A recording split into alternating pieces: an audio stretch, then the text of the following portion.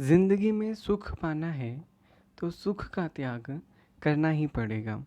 नमस्कार, टारगेट अय्या पीजीटी में आपका स्वागत है और आज हम पदार्थ विज्ञान का दूसरा भाग जिसमें तंत्रयुक्ति आती है वो पढ़ने जा रहे हैं। इसके बाद आपका पदार्थ विज्ञान का भाग संपूर्ण हो जाएगा। ये आपका बेसिक है जो आपको अय्या पीजीटी के लिए चाहिए ही चाहिए, या फिर यूपीएससी के लिए आपको इतना तो आना ही चाहिए। कुछ एक्स्ट्रा आप पढ़ना चाहें तो वो तो मोस्ट वेलकम है।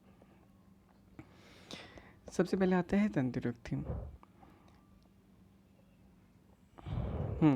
तो तंत्रयुक्ति है क्या? तंत्र की रचना के समय जिस नियम का पालन किया जाता है, अर्थात जिस आधार पर तंत्र की रचना की जाती है, उसे तंत्रयुक्ति कहते हैं। इसका प्रथम उल्लेख कौटिल्य अर्थशास्त्र में मिलता है। अब इनकी संख्या की बात करते हैं। तो सुश्रुत संहिता और कौटिल्य अर्थशास्त्र ने इसे 32 माना है। अष्टांग संग्रह एवं चरक संहिता ने 36 और भट्टार हरिश्चंद्र ने 40। सुश्रुत संहिता ने जो तंत्रयुक्तियाँ बताई हैं उसमें पहला है अधिकरण और आखिरी है ऊह्य।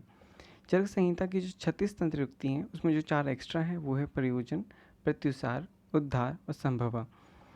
भट्टार हरिश्चंद्र ने 40 बताई हैं, चरक उक्त 36 और प्लस में व्याकरण, प्रतिप्रश्न, व्युत्क्रांत अभिधान एवं हेतु। फिर आता है प्रयोजन। प्रयोजन क्या होता है? प्रयोजन दो प्रकार होते हैं, वाक्य योजन एवं अर्थ योजन। आप समझते क्या हैं इससे कि जो तंत्र लिखते वक्त वाक्य को कैसे जोड़ना है और उस वाक्य को अर्थ द्वारा कैसे प्रकाशित करना है, ये इन दोनों प्रयोजन के माध्यम से होगा। प्रयोजन के पुनः 2 भेद होते हैं। पहला है स्ववाक्य सिद्धि, अर्थात जो भी आचार्य अपने वाक्य को बताते हैं वो अगर वो उसे प्रॉपर तरीके से समझा सकें तो वो होगा स्ववाक्य सिद्धि, मतलब अपने ही वाक्य को अच्छे से समझाना। और ये किसकी मदद से समझा पाएंगे? ये तंत्रयुक्ति की मदद से समझा पाएंगे। दूसरा है असत आदि प्रयुक्तानाम वाक्यानाम प्रतिषेधनम। ये प्रतिषेधनम है, ठीक है। तो जो वाक्य गलत है उसे तंत्र से हटाना। इसका अर्थ है जो वाक्य गलत है उसे आप तंत्र से हटा दीजिए। पर ये पता कैसे चलेगा कि मतलब क्या गलत है क्या सही है? ये आपको पता चलेगा तंत्रयुक्ति के माध्यम से। फिर हम तंत्रयुक्तियाँ पढ़ते हैं। ये है उद्देश्य। उद्देश्य के लिए आप लिखेंगे समास वचनम, ब्रैकेट में लिखेंगे संक्षेप अभिधानम, अर्थात कंक्लूसिव स्टेटमेंट, मतलब शॉर्ट में समझा देना। फिर आता है निर्देश, विस्तार वचनम, अर्थात संक्षेप उक्तस्य विवरणम, मतलब डिस्क्रिप्टिव स्टेटमेंट, जो शॉर्टकट में है उसे इलेबोरेट करके समझाना, मतलब बहुत डिस्क्राइब में उसको समझाना। फिर आता है उपदेश, इसमें लिखेंगे एवं इति, इसके लिए आएगा ब्रैकेट में आप्त अनुशासनम, अर्थात एडवाइस। फिर आता है अपदेश। अपदेश का अर्थ है अनेन कारणेन इति, मतलब यत प्रतिज्ञातार्थ साधनाय हेतु वचनम। इसका मतलब है जिसको सिद्ध करने के लिए आपके पास कारण है उसे कहेंगे अपदेश। अर्थात अगर आप होमवर्क नहीं करते हैं और आपसे आपके टीचर पूछते हैं कि आपने होमवर्क क्यों नहीं किया, तो आप रीज़न बता सकते हैं कि कल रात को मेरी तबीयत बहुत ज़्यादा ख़राब थी इसलिए मैं होमवर्क नहीं कर पाया, या फिर मुझे फंक्शन में जाना था मैं होमवर्क नहीं कर पाया। मतलब अगर आपने जो होमवर्क नहीं किया उसको अगर आप जस्टिफाई कर पा रहे हैं तो ये आपका कहेगा अपदेश, मतलब उसका आपके पास एक कारण है। फिर आता है प्रदेश। इसमें लिखेंगे प्रकृतस्य अतिक्रांतेन साधनम, अर्थात कोई भी चीज़ है उसको होने के बाद सिद्ध करना, मतलब प्रूफ करना। फिर आता है अतिदेश। इसमें आप लिखेंगे प्रकृतस्य अनागतस्य साधनम इति, मतलब होने से पहले सिद्ध करना। कोई चीज़ है जिसे आपको प्रूफ करना है वो भी हुई नहीं है, उससे पहले आपको वो प्रेजेंट नहीं है, उससे पहले उसे प्रूफ करना है, फिर उसे करना है। फिर आता है निर्वचनम। निर्वचन का अर्थ आता है निश्चित वचनम निर्वचनम, कन्फर्मेटरी स्टेटमेंट, जो है सो है। फिर आता है निर्दर्शनम, अर्थात दृष्टांत व्यक्ति। अगर हम किसी पर्सन का एग्जाम्पल देके किसी को समझाएं, मतलब मोदी का एग्जाम्पल देके अगर मान लीजिए कि दुनिया कहे कि जैसे मोदी ने एक कोरोना को कंट्रोल किया है उस तरह हम सबको कंट्रोल करना चाहिए, तो वो मोदी का एग्जाम्पल देके कर रहे हैं, तो इसके लिए वो क्या हो जाएंगे, एक निर्दर्शन हो जाएंगे। ठीक है, फिर आता है स्वसंज्ञा, अर्थात अन्य शास्त्र असामान्य, जो दूसरे शास्त्र में नहीं पाया जाता, मतलब इसी शास्त्र में मिलता है। सब आपको पता है कि हर आचार्य की अपनी एक इम्पोर्टेंस होती है, मतलब ये वो कुछ चीज़ें ऐसी होती हैं जो सिर्फ उसने ही बताई होती हैं, जो और कहीं नहीं मिलती। ठीक है, तो उसका मतलब क्या है कि जो चरक ने बताया है वो चरक में ही है, वो कहीं और नहीं मिलेगा। तो जब वो कहीं और नहीं मिलेगा मतलब वो चरक में मिलेगा। ये हो गया आपका स्वसंज्ञा। फिर आता है व्याख्यानम, अर्थात तंत्रे अतिशयो उपवर्णम व्याख्यानम, अर्थात तंत्र में बहुत डिटेल में जिसे बताया जाता है वह व्याख्या कहलाता है। फिर आता है संशय, इसमें लिखेंगे उभय हेतु दर्शनम, मतलब डाउटफुल स्टेटमेंट। एक ही बात का अगर एक से ज़्यादा मतलब निकलता है तो उसे आप कहेंगे संशय, मतलब डाउटफुल। वो क्या कहना चाहता है, उसका ये हाँ भी हो सकता है, उसका मतलब ना भी हो सकता है। फिर आता है विधानम, इसमें आप लिखेंगे प्रकरणा अनुपूर्वया अभिहितम विधानम, मतलब तंत्र में जो सब्जेक्ट मैटर चल रहा है उसके हिसाब से ही वर्णन करना, ये आपका आ जाएगा विधानम।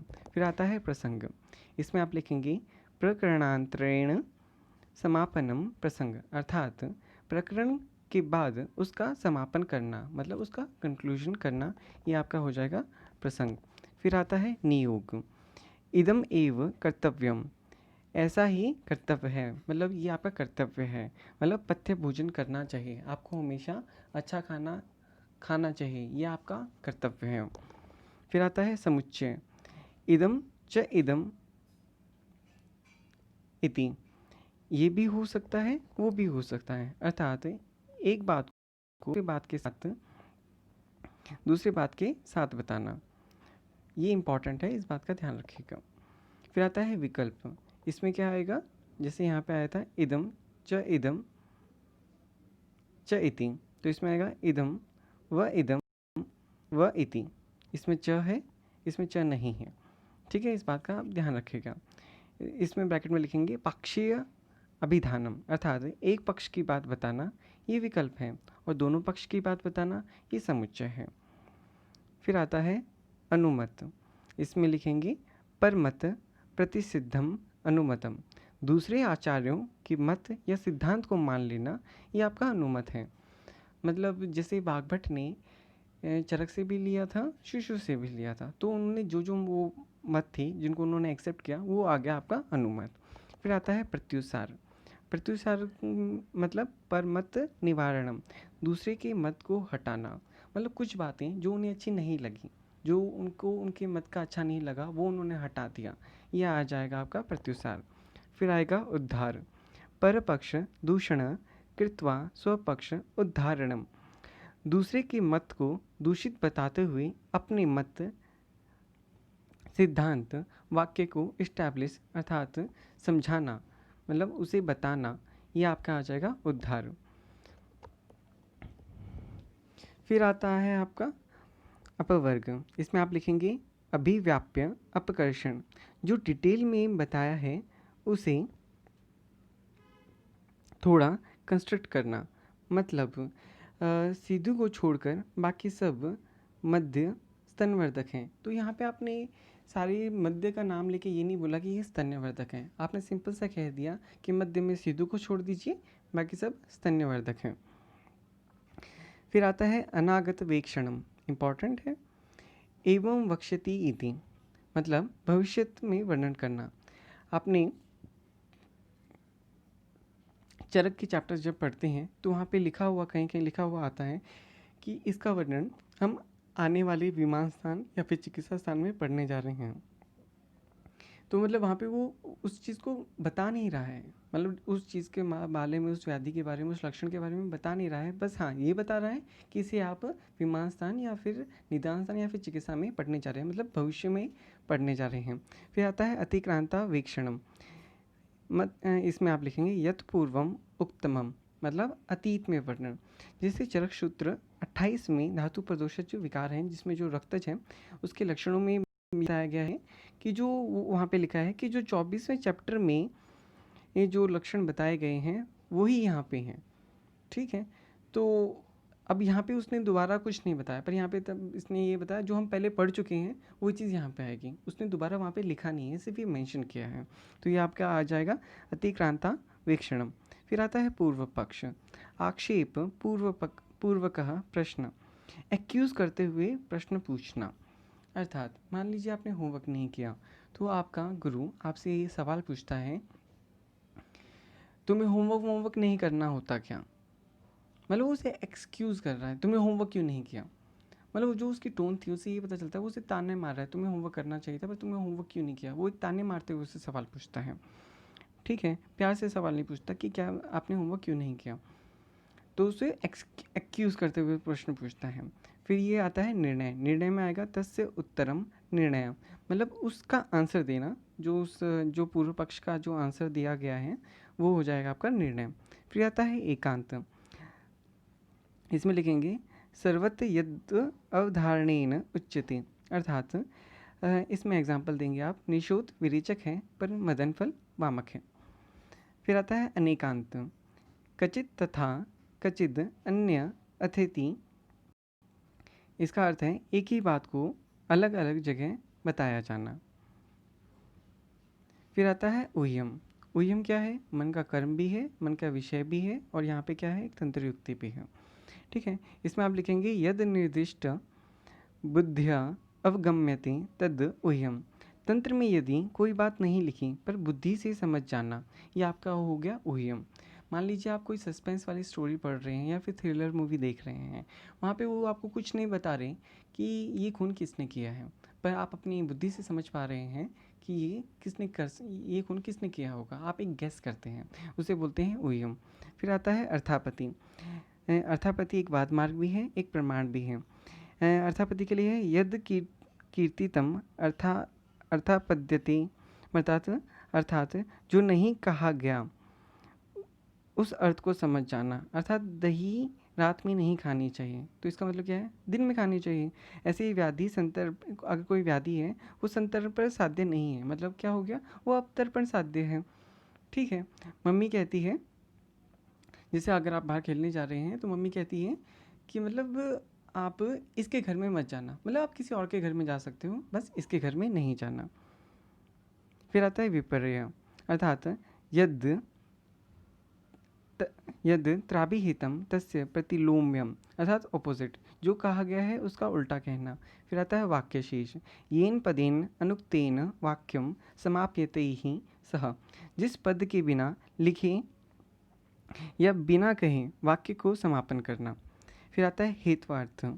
यद यद अन्यद उक्तम अन्यार्थ साधकम भवति, एक ही शब्द अलग अलग यूज़ या फिर प्रयोग करने से उसका अलग अलग अर्थ समझना। अर्थात जैसे अगर आप अमृत की बात देखेंगे तो कहीं कहीं उसका अर्थ गुरुचि होता है और कहीं कहीं आमलकी होता है। ऐसे ही रजनी को आप देखेंगे कि कहीं कहीं उसका अर्थ मंजिष्ठ होता है और कहीं कहीं उसका अर्थ हरिद्रा होता है। फिर आता है प्रयोजन। यत अर्थ काम्यमानः प्रवर्तते ही, जिस अर्थ को कामना करते हुए तंत्र की रचना किया जा रहा है उसे प्रयोजन कहते हैं। जैसे आयुर्वेद का प्रयोजन, स्वस्थ से स्वास्थ्य रक्षणम वाला, ठीक है। इसी के साथ हमारी तंत्र युक्ति यहाँ पे समाप्त होती है। आपका पदार्थ विज्ञान या पीजीटी और यूपीएससी के लिए समाप्त होता है। इतना आपको आना ही चाहिए, ठीक है। धन्यवाद।